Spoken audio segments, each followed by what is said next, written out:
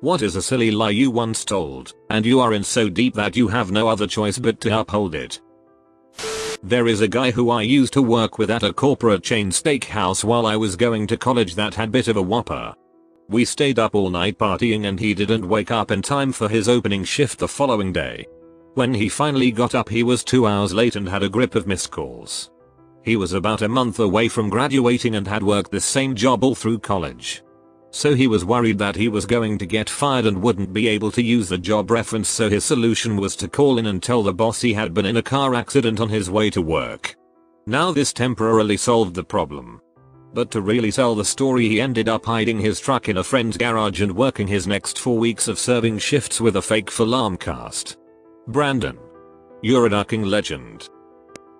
Last year on the first day of a month-long rotation in medical school, I was telling a story and accidentally referred to my dog as my daughter. Quickly did the mental evaluation of how embarrassing it would be to correct myself vs rolling with it and just decided to go with it and pretended I had a kid for the rest of the month. I didn't purposely bring it up or anything. But if someone mentioned it, it was October, was asked about taking my kid trick-or-treating etc., I would just vaguely agree and not elaborate on anything. Here we go. When I was in 6th grade my buddy and I attempted to skip school. We planned that the next day he would stay homesick. I would use this landline phone I had in my room which had a hold feature, what I thought would tie up the line all day so that the school couldn't get a hold of my mom, who worked from home. This is obviously long before cell phones were a thing. I would go to buddy's house and we would play Genesis all day. So, turns out that phones don't work like that. We're hanging out and suddenly I hear a car outside. I run downstairs and hide while buddy answers the door to my crying mother, who asks if he's seen me. He lies and says no. When she goes I come up and decide that I'm in big trouble and need to cover it. I plan to say some teenagers from the nearby high school were picking on me and chased me around a neighborhood I didn't know well. I head home and run into my dad, who was looking for me. I give him the story and he seemed to buy it. He takes me home where my mom is on the phone to the police. She had my school picture out and is crying. She puts me on the phone and makes me tell my story to the cop. He sounds skeptical but he accepts the story. My mom is happy I wasn't abducted by serial rapists. She then asks if I want to go back to school in the afternoon. I say I do, because it'll get me away from being grilled about it anymore at home. But at school I get grilled by my teacher and the principal. My friend informs me the entire school went on lockdown when I was missing because of potential abduction. I had to keep going with the teenager's story for years. I finally told my mom years later when I was an adult and she was pretty mad. But I was past getting in trouble for it. I can't think of any really big ones. But there's one weird one. In college, a group of people I didn't know well were talking about this guy they'd gone to high school with who looked exactly like me. To the point that they were convinced I was him ducking with them by pretending to be someone else. The only difference was that my doppelganger wore glasses. And I didn't. So in order to duck with them a little bit, I said that I'd worn glasses in high school. But didn't anymore. I'd never worn glasses. One of the people there that I did know well remembered what I'd said. And didn't believe me, so the next time she bumped into my best friend from high school, she asked whether I'd worn glasses. He backed me up. Instantly. I figured he'd just figured something was up and decided to back me up. A decade later, with the acquisition of Good Vision Insurance, I had my eyes checked and actually did wind up getting glasses. With a very mild prescription. Upon seeing me with them for the first time, my best friend said, "Oh wow.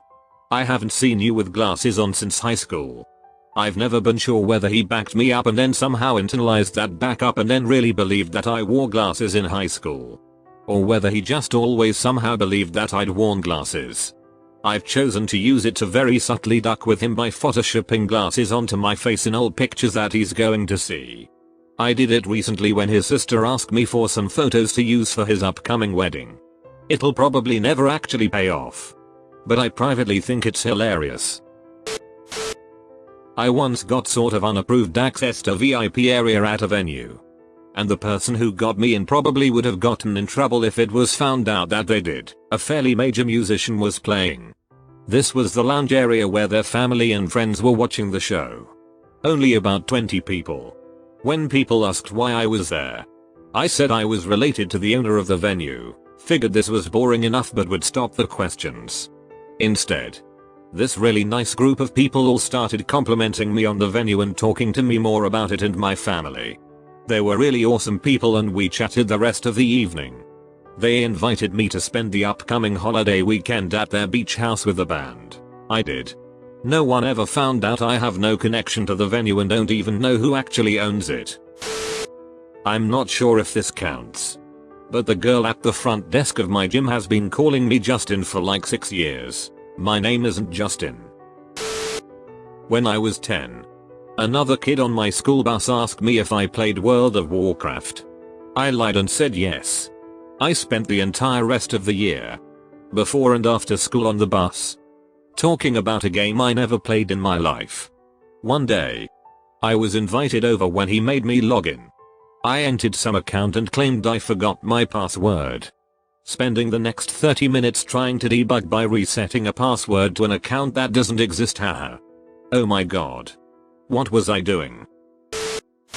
Years ago, Canada beat the United States in the Olympics in hockey. I had a couple co-workers that had been gloating about how the US was gonna kick those Canadian asses for a week beforehand. So, naturally I teased them the day after the Canadians won. What? Are you Canadian or something? Actually, yes.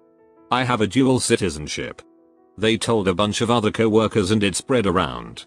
I had to look up Canadian facts to keep my story straight. Told my husband when we first met that he couldn't talk to my grandparents because they only spoke German. They did speak a lot of German, but their English was fine. I just didn't want them to know I was seeing an Irish Catholic guy. They were very strict Lutherans. Now I'm 20 years into the marriage, and so screwed.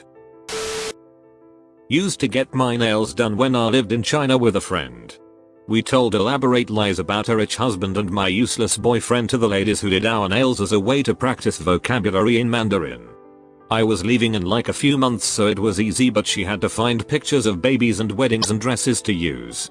I just had to remember that my BF was a doctor and probably cheating on me and she had to choose baby names.